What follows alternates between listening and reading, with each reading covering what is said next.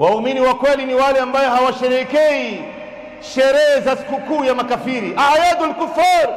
Sayyidina Umar radhiyallahu anhu anasema, kaeni mbali na sherehe za sikukuu za makafiri.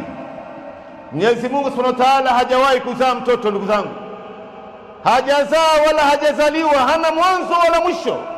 Na leo kuna baadhi ya watu malasafu shadid, ndio unaona leo katika baadhi ya Waislamu malasaf wanaingia katika kusherehekea sherehe za watu kama hawa. Katika siku kama hii, ndugu yangu, ni haramu wewe Muislamu kumtumia ujumbe asiyekuwa Muislamu kwamba Merry Christmas,